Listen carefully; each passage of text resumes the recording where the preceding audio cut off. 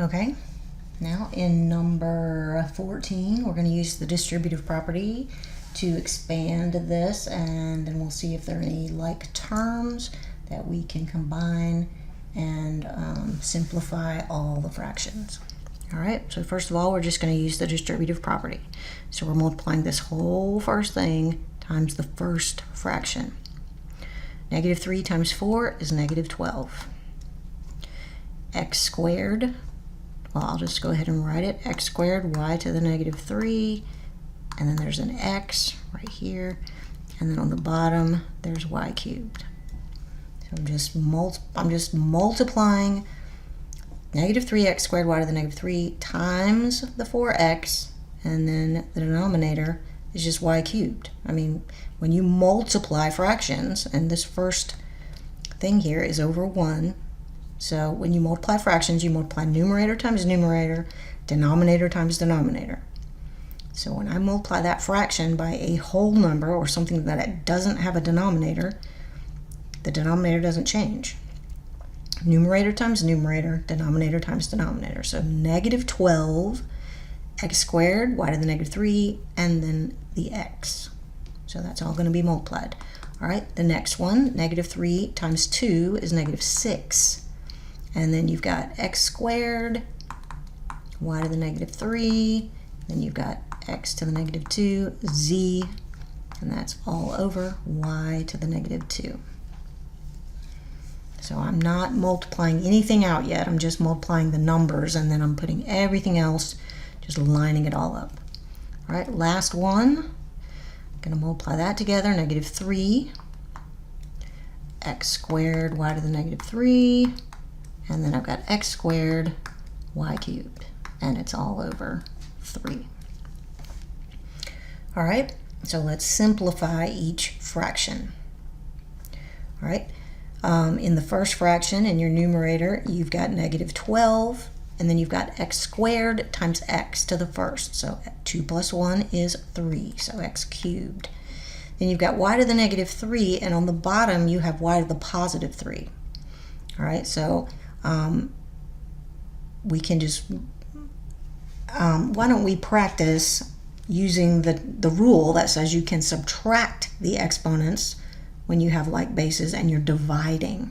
All right, so we've got y to the negative 3 divided by y cubed.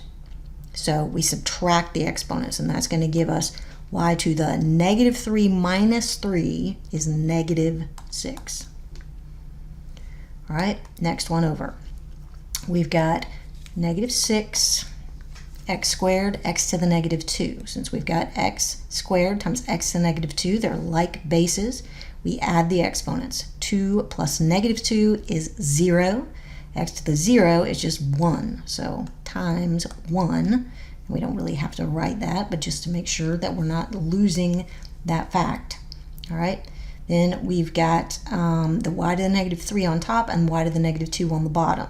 So let's go ahead and subtract the exponents on the y's because we're dividing like bases.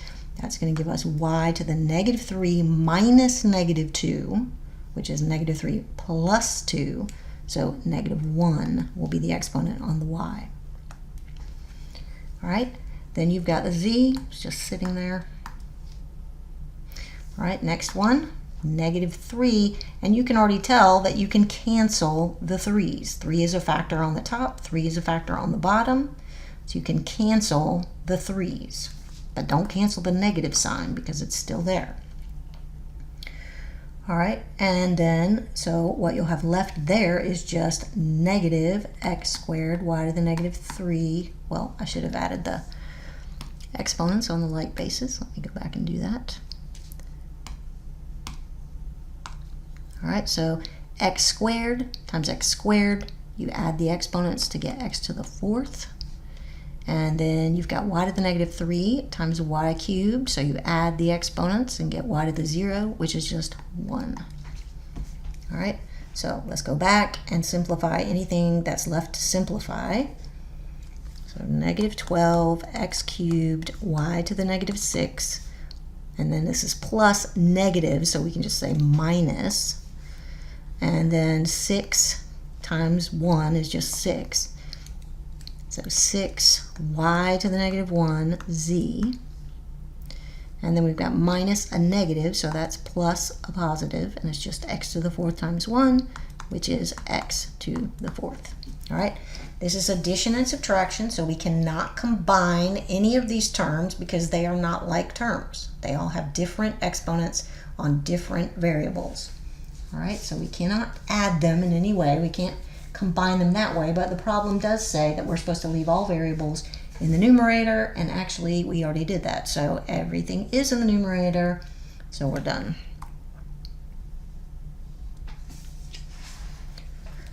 All right, so that was number 14. And now we'll move on to number 15. All right, number 15 is we're going to evaluate x squared minus xy minus the absolute value of x plus 2y minus negative y squared.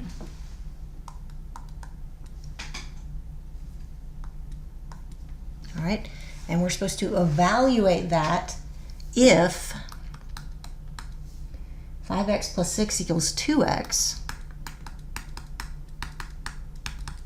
and, I'll put it down here, y equals negative square root of 25.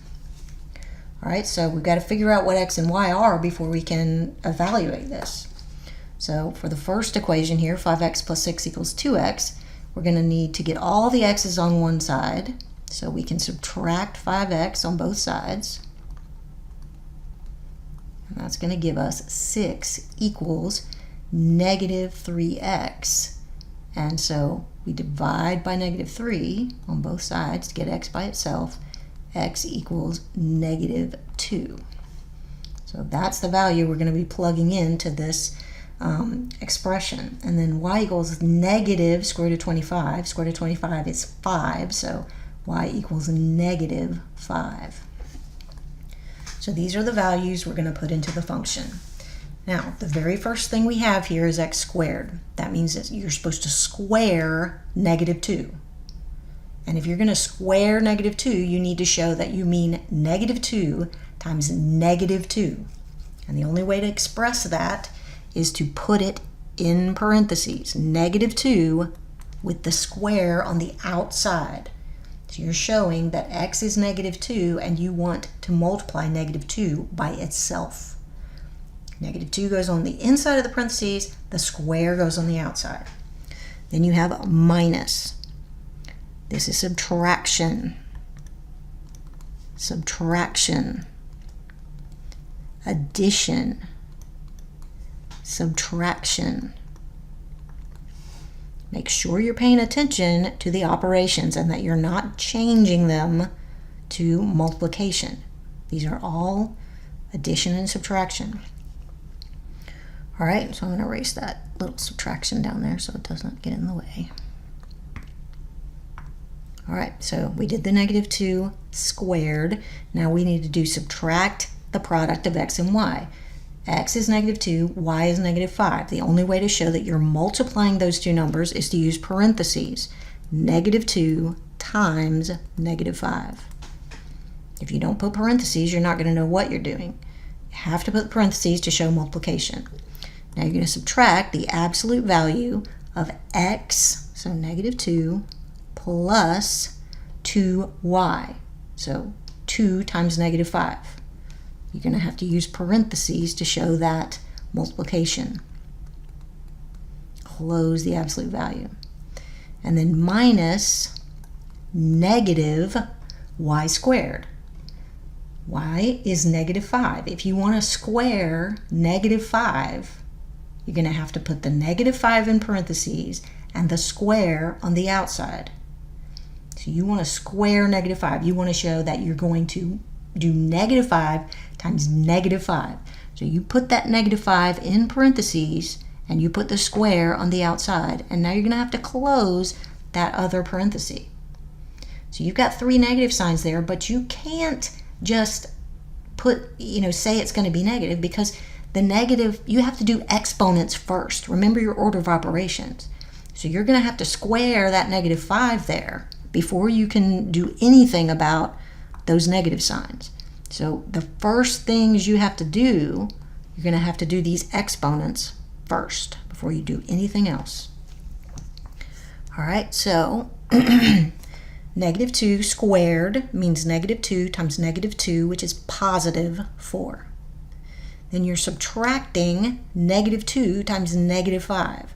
Negative 2 times negative 5 is 10. So 10. Then you're subtracting the absolute value of negative 2 plus 2 times negative 5. So that's negative 2 plus 2 times negative 5 is negative 10. Close the absolute value. Then you're subtracting a negative 5 squared. Negative 5 squared is negative 5 times negative 5, which is positive 25. So I didn't lose any of my subtraction signs or my minus signs. So I have to be very careful about that. All right, so now we can go back and add the stuff in the absolute value, which is we're treating like parentheses. That's the next thing we have to do. 4 minus 10 minus the absolute value of negative 2 plus negative 10 is negative 12. And then we have minus negative 25, which is plus 25. Now all we have left is to do the absolute value. So 4 minus, this is minus 10 minus the absolute value of negative 12 is 12. So 12. Notice that those negative signs do not cancel. You have to do the absolute value first. The absolute value of negative 12 is 12, and that negative sign is just sitting there. Right, now we're down to just subtraction and addition. We move from left to right, doing each operation. 4 minus 10 is negative 6 minus 12 plus 25. Now we do from left to right. Negative 6 minus 12 is negative 18 plus 25, and negative 18 plus 25 is positive 7. So that's kind of a long problem, and if you're very careful and you don't lose any of the signs, and if you do all the operations that are there, you will not get confused. All right, let's move on to number 16. All right, we're going to factor the greatest common factor, and when it says to factor, you write the greatest common factor and then you multiply it by all that's left for each term that you have. All right, so you've got 6x cubed, y cubed, z to the 4th, minus 21 x to the 4th, y squared, z to the 5th, plus 12w x to the 5th, y to the 5th, z to the 7th. All right, so you've got all that stuff. What you need to do is to factor the greatest common factor out. All right, so you look at each term and you see there are 3 terms here, 1, 2, 3. And you're looking for all of the factors that they all have in common. All right, so if you look at the number part, the 6, the 21, and the 12, the greatest factor that they all have in common is 3. 3 divides evenly into 6, it divides evenly into 21, and it divides evenly into 12. So 3 is going to be the factor that comes out of those. Look at the x part of each term. You've got x cubed, you've got x to the 4th, and you've got x to the 5th. Now the thing that they all have is x cubed. X cubed means x times x times x. So they all have x times x times x. Some of them have more than that. But you have to only list the things that they all have. They all have in common. So they all have x times x times x. So x cubed is the next thing. Look at the y parts. Y cubed, y squared, y to the 5th. They all have y squared. Y times y. The first one has y times y times y, but it does have y times y. The third one has y times y times y times y times y, but it does have y times y. So they all have a y squared. So it's the one with the smallest exponent. All right, and then look at your z's. You've got z to the fourth, z to the fifth, and z to the seventh. The one with the smallest exponent is the z to the fourth. They all have z times z times z times z. So that's the greatest common factor. Now you have to write what is left inside. There will be 3 terms. There were 3 terms to start with. There better be 3 terms inside those parentheses. The first one minus the second one plus the third one. Don't lose the signs.